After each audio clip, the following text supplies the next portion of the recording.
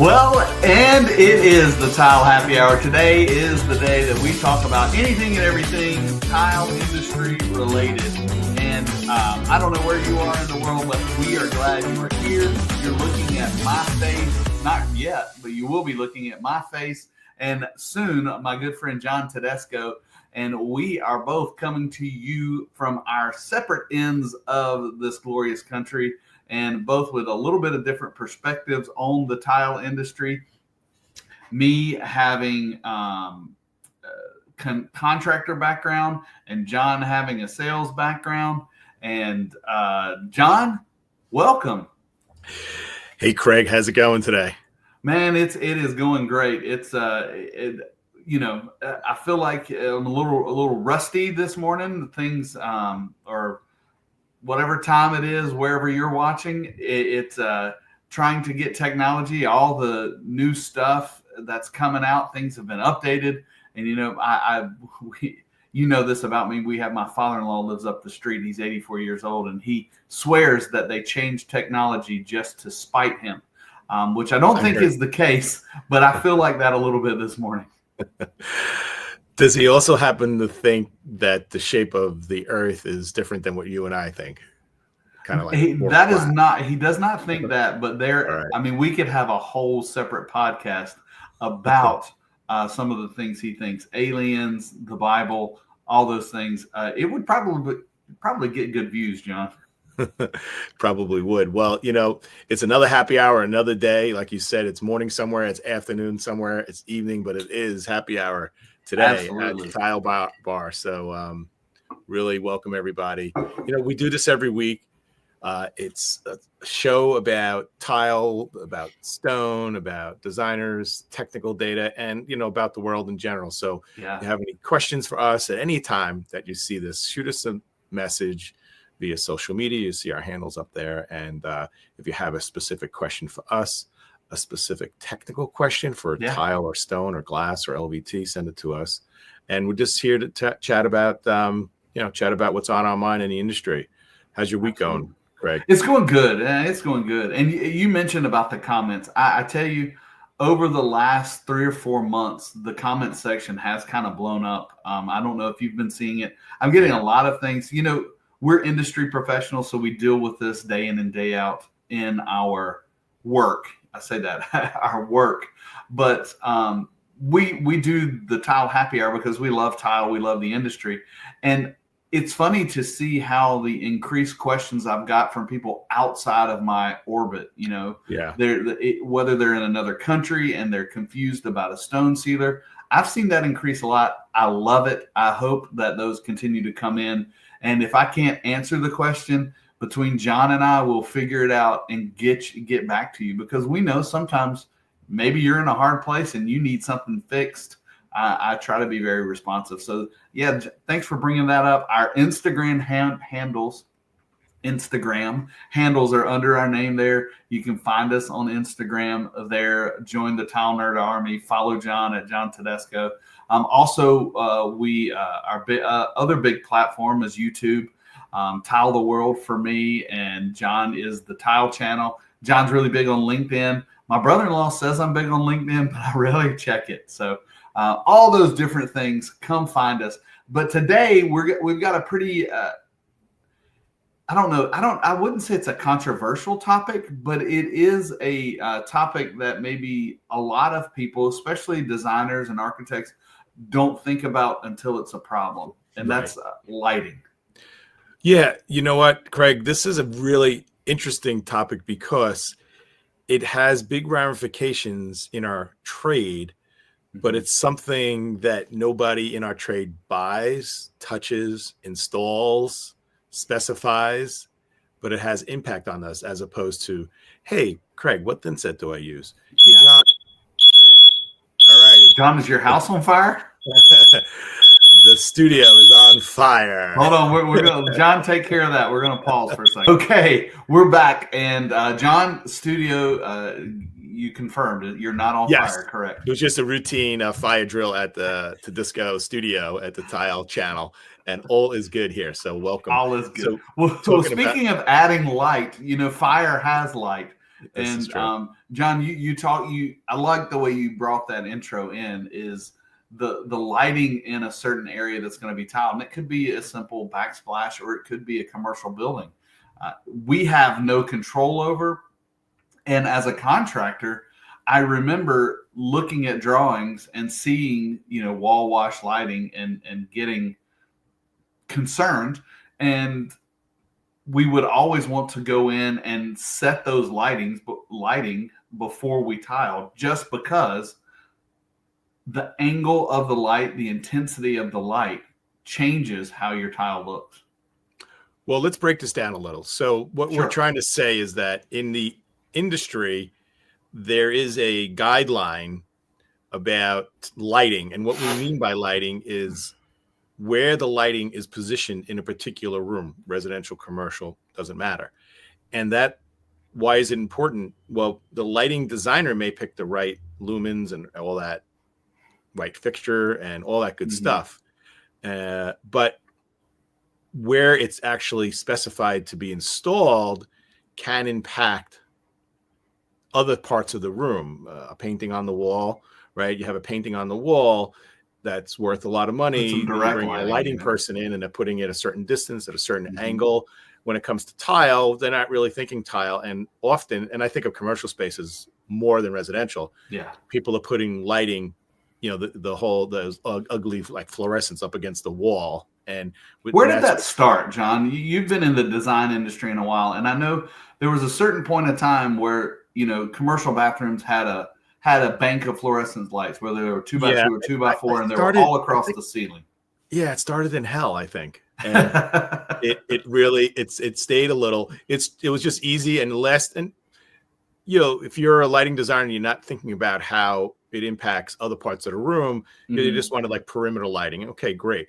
But what happens is, and I used the example, Craig, of you have $1 million piece of artwork, like I know you do at the in our household. Studio, my studio. You're going to be really specific on that light fixture, where it's going to be positioned, how far away, all that good stuff. In a commercial application, let's say they're just going to put a bank of lights up at the ceiling against the wall, and it works fine for lighting, but it can cause a problem with, if it was a piece of art, you can visualize light coming down the wall, hitting the top of the frame and creating a shadow. So what would you do? What would you do in that point, Craig, if you had that issue? Then if it were me, and if it was a nice piece of art, I would front light the actual picture, and it creates an ambiance. Right. Correct answer, Craig. But Craig and I, since we're, crazy about tile, we think our tile is artwork. So you should treat our tile the same way, and pull the lighting away from the wall. Not only do Craig and I feel that you should do that, there is an industry guideline that says you should do that. And it's not actual specification, right, Craig? Specifications, we rely on architects and engineers to come up with those. The TCNA or the NTCA or ANSI, any of those things, they're going to be recommendations. They're going to give you guidelines about, okay, to get the best look and performance out of the tile system, follow these book of ideas. And I've got a whole stack of books that you can't see off screen that goes through that. And they do discuss, and this is the hot term, the key, the hashtag wall wash lighting as a problem area, as an area to think about when you're designing your tile system. Right. Now you use the word problem. So it's not just an aesthetic thing, meaning somebody could argue the lighting against the wall or 6 inches away from the wall. I'm talking, from the ceiling, or 12 inches makes the room look better, brighter. But where it enters our world is when a client, an end user, flicks the light on after an installation and they are upset. They think the tile was installed incorrectly. They think the tile was installed, up and down, in and out in the speak. Right. And why do they say that, Craig? What do they see?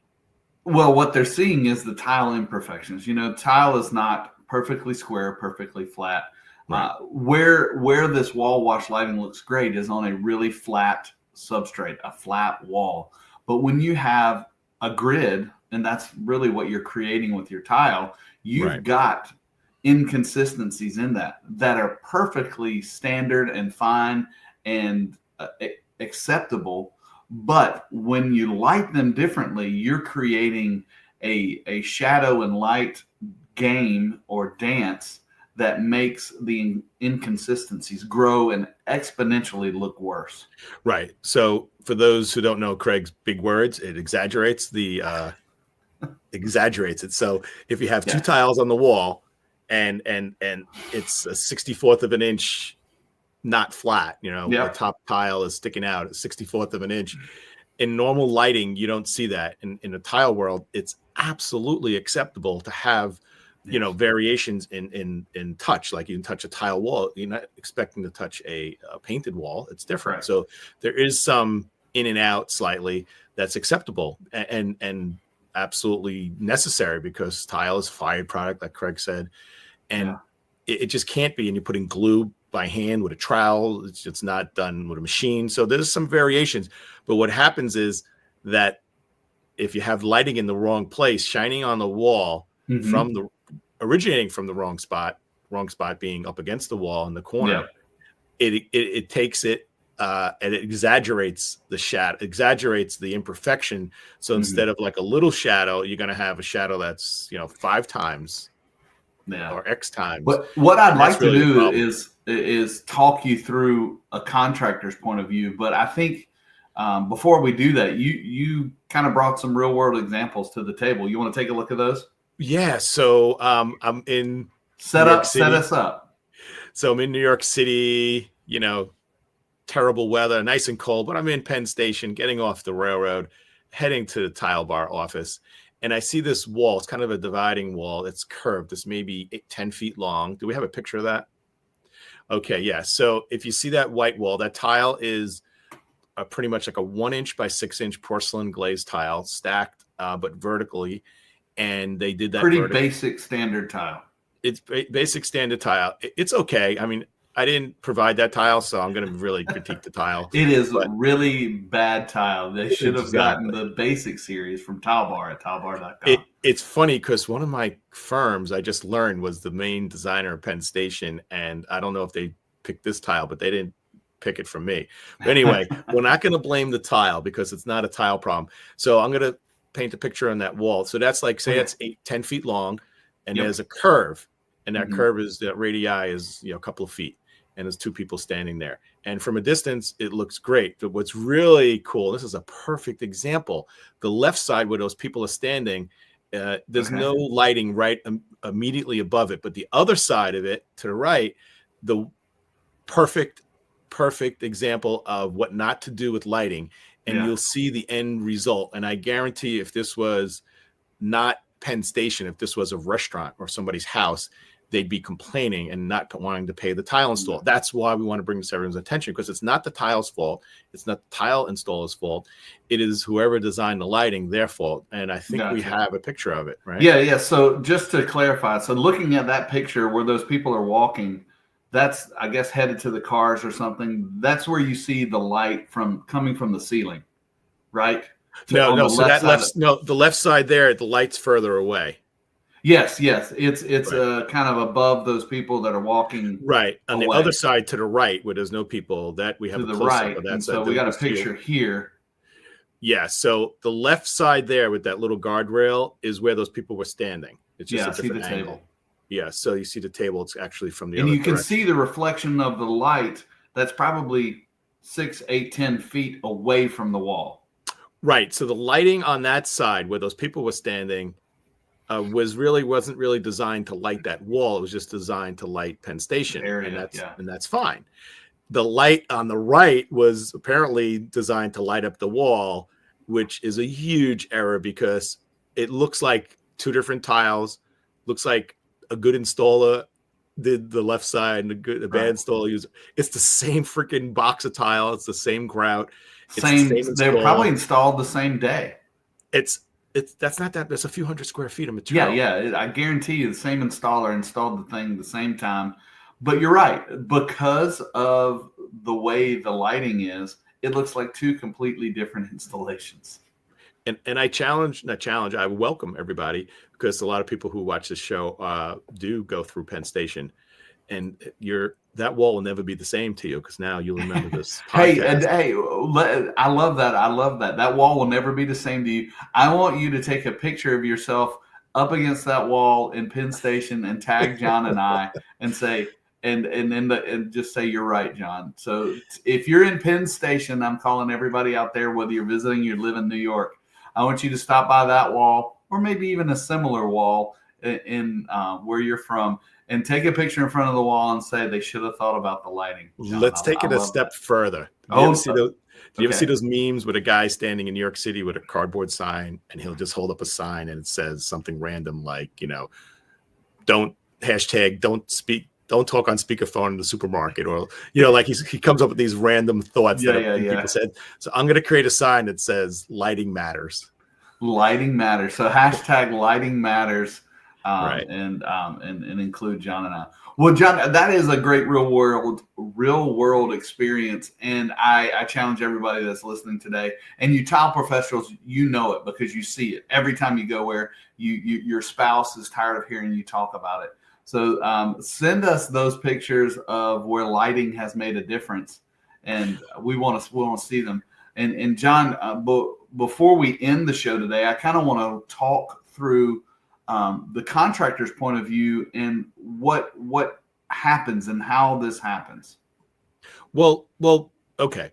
So what about the contractor that's being blamed for this? Is it his responsibility? Well, fortunately, the fix is relatively simple. Like, if it really was a bad installation, the guy used the wrong glue, the substrate was effed up, and the guy was just not experienced. Right. Then the solution is ripping out the wall. Yeah. Right. Here, the solution is, now it's government Penn Station. Nobody's bothered by this except me and you, Craig. So it's never going to change. Every tile professional they're the only ones that are bothered. Yes. Exactly. So, but if it was an issue where the customer was holding back money, I mean, that's a real big deal. And the contractor, how much obligation does a contractor have to bring it to their attention beforehand? Now, of course, if they're working on if they're stepping up to the job and the substrate is crappy and they didn't put it up, their responsibility is to say it then, because they can't later on saying, oh, the substrate sucked, that's why the tile looks bad. Do they have an obligation to bring it up ahead of time, or should they bring it up ahead of time? Yeah, well, every area is different and every specification is different. I would just caution you as an installer, if you're watching today, when you see, number one, don't ignore the lighting layout. Take a look at it before you price the job. And when you're negotiating the job, if you have wall wash lighting, require the contractor to put the lighting in before you install the tile. Because, John, let me talk about the typical contractor, the typical install in a commercial building. I can't tell you how many times this has happened. The installer walks into the bathroom, which is in the core of the building, which is this the farthest away from any natural light or windows. And there's very little light in those areas. Sometimes they're like a dungeon. And if they don't push the contractor to put lighting in the area where they're going to work that represents the lighting that they're going to have their job punched out on, what they do is they go get some stand lights, the lights on a tripod, and they put them and they focus them on the wall.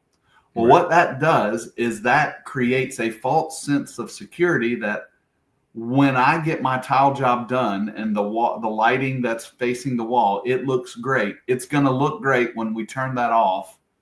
And then a month down the road, the power gets turned on and the lights get turned on. I've got a show and tell too. So I'm actually speaking in Memphis on this subject. So if you're in Memphis on April 3rd at the Build It conference, I'll be speaking there to whoever's there. And this is one of the show and tells that I'm bringing with me because I want to address this subject. The front light, these two installations that you see on your screen right now are the same installation. It is the same tile lit with two different, the same light. So the same light, same tile, everything. But the front light is as if I was installing the tile. I had my tile set with the lights behind me, and I go in there and I set it. Okay, I'm finished. I leave, I pack up my stuff, I go to the next job. A month later, the architect and engineer and GC are doing their punch list, and they have the permanent lighting on, and that's what they had designed, was a wall wash light. So one installation looks amazing. The other installation has this aesthetic feel to it that this tile, it doesn't represent the tile well. Yeah, I wouldn't pay you for that, Craig. You wouldn't pay me for that? No, well, you'd have to show me why it's not your fault. But initially, I'd be like, "This sucks. This looks terrible." Yes, and there are a couple of fixes. So if you got down that road and now you're in the area where the wall wash lighting is bad, and now you check your spec of your tile. So there's a spec for lippage. It's 3/32 of an inch. If your tile to tile is less than 3/32 of an inch, you're within industry standards for this wall, unless it was specified to a different standard through your actual documents. Right. So your suggestion is going to be, I'm within spec. If you want to make this look better, you need to move that light.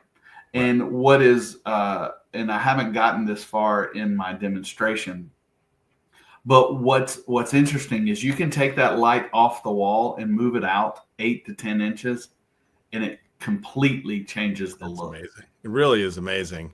I've been in many commercial spaces, particularly, commercial bathrooms, and you have that one wall that's wall washed and it looks terrible. And us being the tile nerds that we are, we're looking at the tile, we're looking at the grout, and the first thing you say is, "Oh, that looks terrible. Why?" Because of the wall. And then you say, "Okay, I bet if I turn my head to the right, I'm going to look at the return wall. There's no lighting there, and it looks great." And it always looks great. So and that tile that you showed the picture of, it's not a tile that typically has a warpage issue, because it's not really like a 48-inch long or a 60-inch wood-looking plank.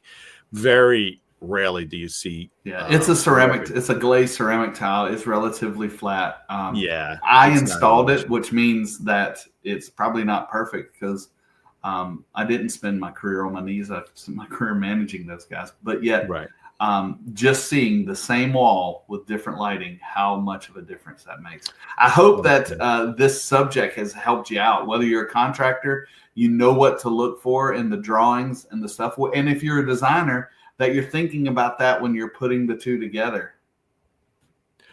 Yeah, absolutely. And if you're the end user, now you know to what the reasons of this problem is, and maybe if you haven't started the project yet, design it properly. Ask your designer, ask the lighting designer. But if you're a contractor, in this scenario, I'm so passionate about protecting the contractor, because I know the contractor is going to get blamed. The tile supplier may get blamed also, but I really think first the tile installer gets blamed, and then he has to decide if he's going to then blame me, right?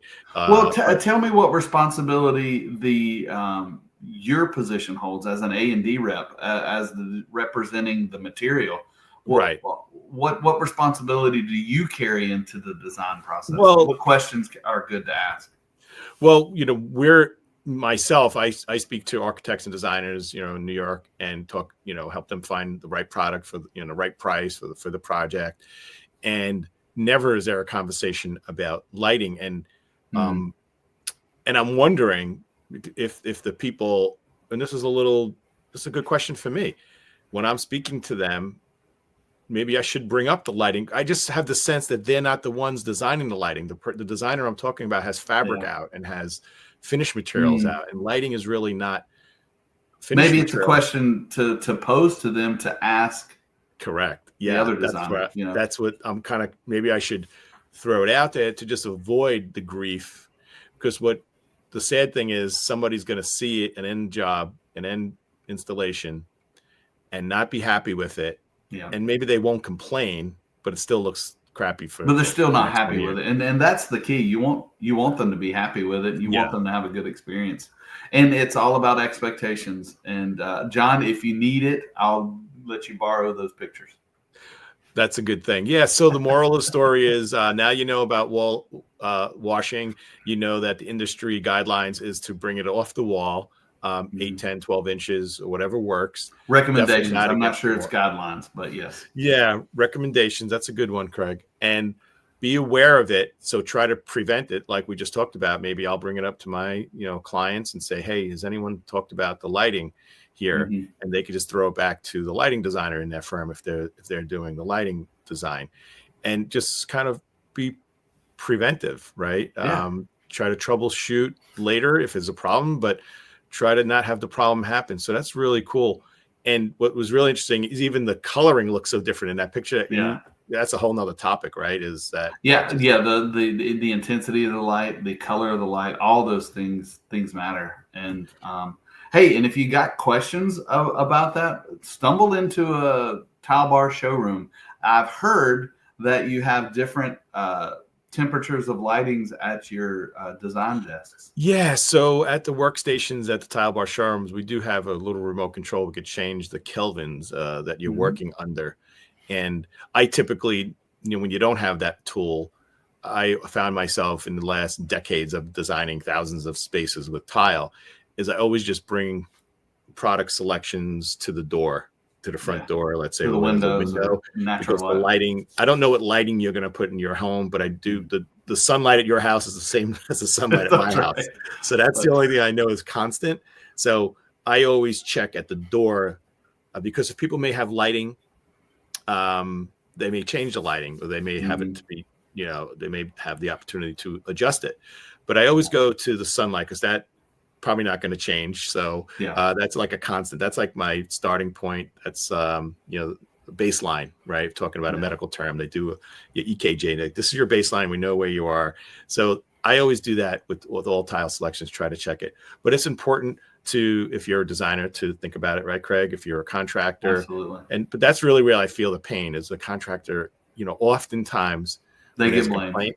They get blamed for a lot, and some, tile is tricky, right? Glass and stone. Sometimes it is their fault, but in this occasion, I don't think it is. And John, I think what a great topic, and what I love your call to action there is everybody that's heard this, send us a picture in front of an installation, hashtag lighting matters, because lighting does matter for your tile system. And we'll put whoever does that, we'll put your name in a hat, we'll draw, and we'll send you a little. We'll send you maybe a little, some tile nerd swag, something. I've got a whole closet full of that. That's a great idea. Great idea. Well, John, fun. Great conversation, great topic. I'm keep excited the conversation about going. Yeah, keep the conversation going.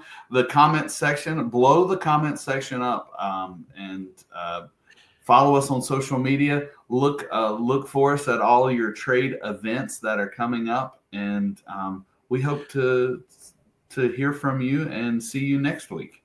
Yeah, I'm going to have another call to action. You get a message once in a while, like, do you know somebody who needs to hear this? So, like, take this recording, share it, repost it, send it to your friend, send it to your tile guy, your designer, your building owner, whatever. Absolutely. Yeah. Someone needs to hear this message. Start the conversation, make another sale. How about that? Exactly. Lighting matters. So, Tile Happy Hour every week. Love to see that you guys are watching. Love to see you guys are sending in questions. Craig and I here every week. And we'll see you next week on the next topic, which is really exciting. So this is John Tedisco. I'd like to wish you peace, health, and happiness.